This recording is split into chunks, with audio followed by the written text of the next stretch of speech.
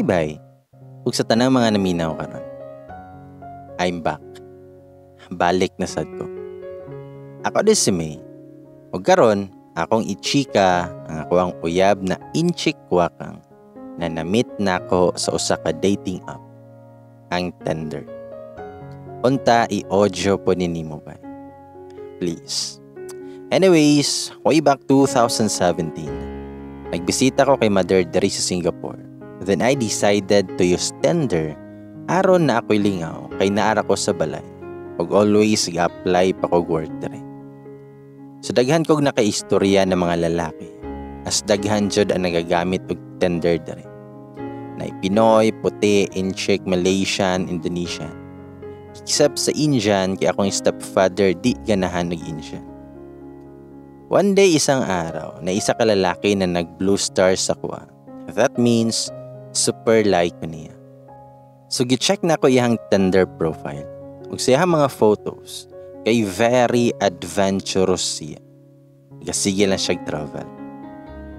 Sa moto, nga swipe right pud ko. So he message me og hi. Pag na-reply ko nganong naka-blue star ko.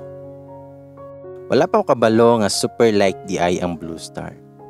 Sa moto, nga nag-chat na mi sa Tinder. We talked about some of his adventures ug nakaadton daw siya sa Boracay, which is naa sa iyang photo sa Tinder. Dayon naghatagay na mi sa mga social media accounts. So gipangita na ako iyang name sa Facebook. Ug na ako'y nakita ang account ug Singaporean. Pero dili na ko ma-open ang profile pic kay naka-private man siya. So nag-message ko niya hey. Tapos ni ana ang inchik wakang nga dili daw to iyahang account. So lol kayo. So gi-message na ko usab ang katong ka-name niya. Ug nag-ingon ko nga sorry. Wrong send. Same ang good sila og name and apelyido. Sa mata we keep on communicating to the point na nagplan nami nga magkita. Anyways, wala pa ko'y gimit ever. Siya pa lang. As nag-apply ko work dere and he needs to do his annual check-up. So giplan na mo nga mag-meet sa hospital.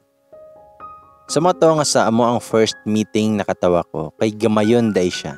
And payat. Tapos, he is very gentleman. Kay pagtabok na mo, gigunita niya ako ang kamot. So hasta na akong kiliga. Tapos nangaon mi ang istorya lang gamay. Kay ulaw kayo, kay first time na ako og English pa siya. After a few days, nagplano na pod mi nga magkita. Magtanaw og sine. Every day sige mig chat-chat. And every night nga paghuman niya og work or kung makabakante siya. Moto, nga I like him na. He is very nice and buutan siya. Engineer day siya. And graduated sa pinaka-best nga school diri sa Singapore. O bright pod kaayo siya. So sige na magkita. And we also do momo gamay. Of course, Malandi ako. Na-develop na jud kog taman siya. FYI lang, wala pa day siya inauyab ato.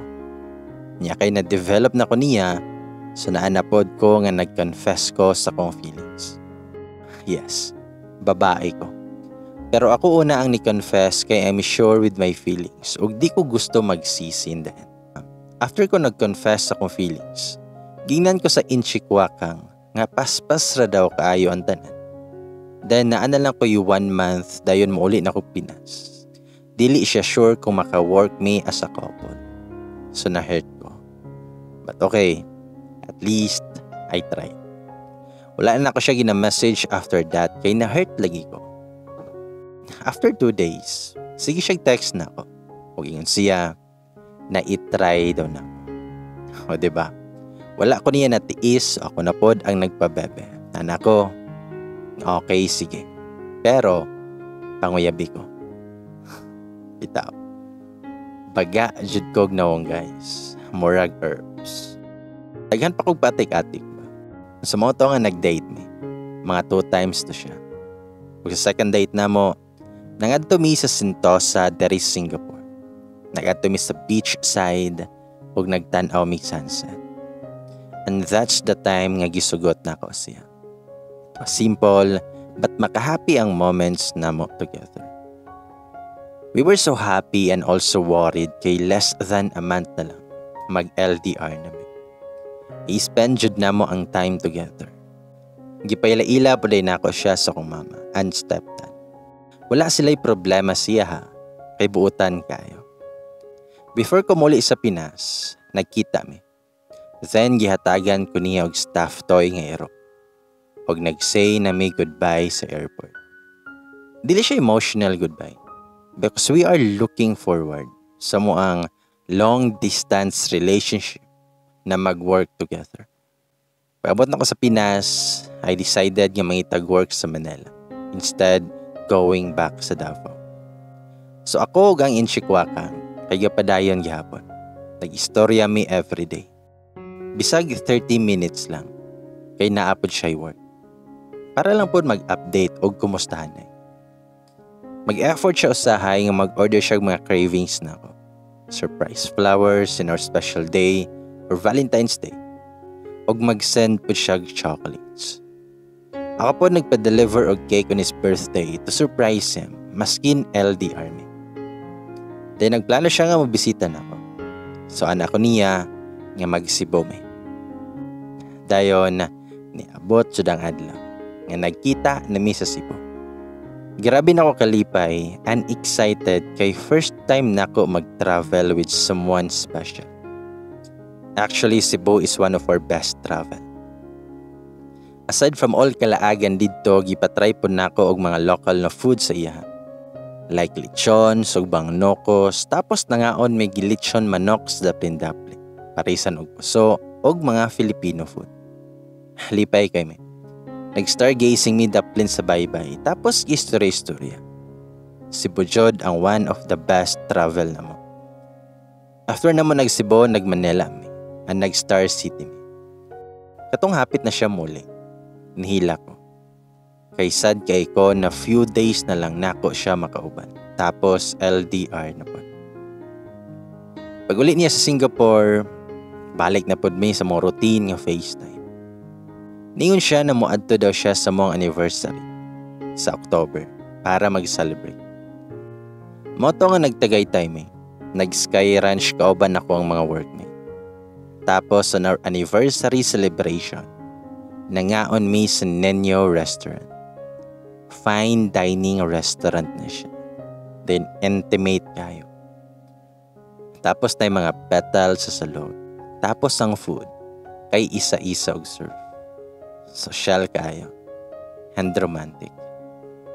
Even silang in Ricky Hill o Liza kay nag-date na po daw dito. Tapos pag uli na mo sa hotel, nasya ko. Kay bago day mi ng lakaw, gipahulat ko niya sa lapit. Kay nibalik siya sa room, kay nag-prepare siya surprise. Petals o mga dibateryang mga kandila. So from the door to the bed, tapos sa bed, naihang gift sa ko. Na po'y mga letters. O grilo. Wow. Grabe kakilig lagi na ako ato nga time. Sa pagpauli niya sa Singapore, ayun na naman. Iyak na naman ako. Then go back to our routine. That time also, ginatabangan ko niya mag-apply sa Singapore through online. So nagpasa ko sa Job Street, Indeed, o LinkedIn. Then atong January 2019, nakadawat ko og email nga for interview na daw ko. Like I was very happy kinay chance na makauban na nako siya and dili na mi mag-LDR. So on the interview day by Skype, I was confident and na-feel nako nga naay chance. 2 times ko nga gi-interview and after a few weeks they told me na na-hired nako. Ang timing nga madto og Singapore ato para magbakasyon. So I grabbed the opportunity na mo perma o kontrata. Maskin wala pa ko pananghid sa kuwang gitrabahoan sa Manila. Ginan lang na ako sila na hulaton ko nila og 1 month. Then I can start na dayon sa Singapore. Sa moto nga nag-work na ko sa Singapore. Mas nailahan pa namo ang usag-usa. Og mas naging clingy ko siya. Anyways, my personality is naipagka-boyish. Like one of the boys per me. And permi nga malaan og tumbol. Strong personality, like I'm really strong og independent woman. Atsyop gamay, jolly, joker, babaan, tabian, and streetwise. Dili ko gwapa, pero dili pod ko pangit. Bitaw. Well, siya kay opposite sa kuha. He's very humble, shy type, bright, mahinhin, pasensyoso, ug gentleman. Dili po siya gwapo. And samey nga mga putot. So grabe jud namo ka opposite og personality pero ma-compromise kapag init kog ulo, siya ang mokalma. Pag naami sa crowded na places, ako'y makuha sa atensyon. And ako'y nagabuhat sa mga simple na bagay na ginapa-complicate sa mga bride. Bitaw, dili mi permi gaaway. Panalag sarap. Sa una kay grabe na ako kapabebe og overthinker kay ko. Karon, nag-mature na ko og nag-a-adjust na ming duha sa isa't isa na mo kanya-kanya na may sabot. O diba? Lahi radyod pag dili LDR. Every anniversary na mo, permi jud may mag-celebrate. Like pang sana all na celebration. First anniversary, gimension na ako sa inyo. Ang second anniversary na mo is nag-Thailand me. So nag-Bangkok may for few days og nag-Krabi. Sa Krabi Beach na. Nagplano siya beach date sa usa ka sosyal na hotel dito. Ipaset up niya ang place og kamerang duha ang naas daplin sa baybay. Naunta to'y sunset kung wala ni ulan. Na'y table with all the flowers and bouquet. Tapos na'y personal waiter. Then fine dining pa dyan. Like, really, pang sana all nga pwede pang proposal. Sumoto nga ga-enjoy kay mi sa Thailand. Nag-island hopping pod mi. Kaon, clubbing, and explore. Then sa mga third anniversary namo is pandemic man. So dili mi ka travel. Kay naman diri sa Singapore nga mag-set up og picnic. So nagplano mi ana. Nag-picnic mi sa usa ka open ground na ang view namo kay ang Marina Bay Sands o Gardens by the Bay.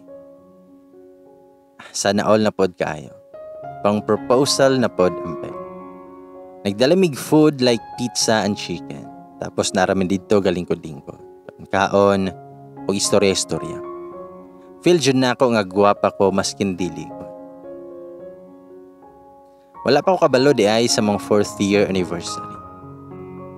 Grabe po niya ka supportive as uyaw. Namatay akong papa di ay last February na siya para nako para i-comfort ko as na ako dari sa Singapore. Ang dili ko kabali. That time nag-delirium akong papa like mura siyag bata ug nag-hallucinate siya. Ako ang uyab is trying his best also na makaistorya sa akong papa. Ang sabay-sabayan niya maskin di na magkadimaw ang iyahang ginaingon. Pagmadto akong mga friends dari sa Singapore kay mosabay din na siya nako na i-meet sila and spend time with.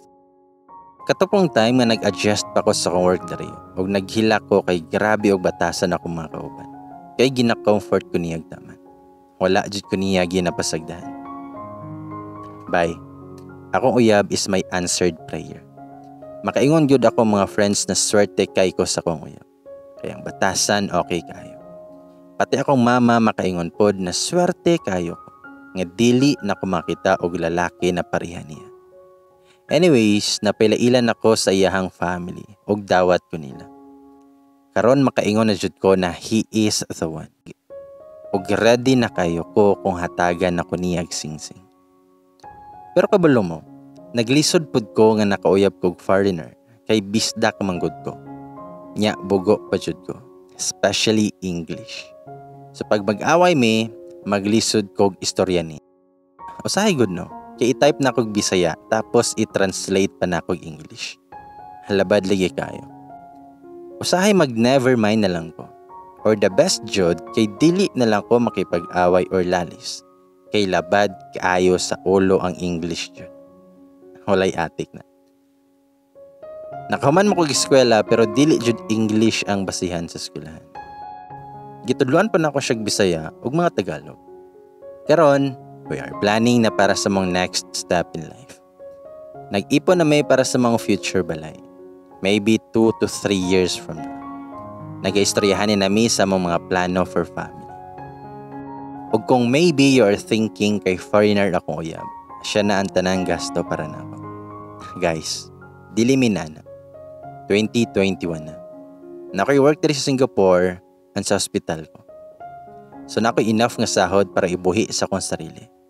Pag mag-date me sa akong uyab, mugawas jud ko kwarta or sahay siya'y mga libre or ako. Sa among anniversary siya gabayad sa mong date, pero ako gapalit sa ko gift para sa mong duha. Sama sa kong giingon, strong independent woman ko. Di na ko kaya nga mosalig lang sa mga tao, maskin sa kong parents pa na. Kay kaya nako ako ang sarili. Dayon, ampo lang jud sa Ginoo na ihatag para sa inyo ang ready mo nga i-love og sabot sa inyohang mga flaws. Nakuya pa day kog F-boy sa una, ug gikambyo ko sa budas. I was broken and I really thought na di na ko makuya. Ug karon, happy nako and contented with my boyfriend and my future husband na nakailara na ako sa usa ka dating app.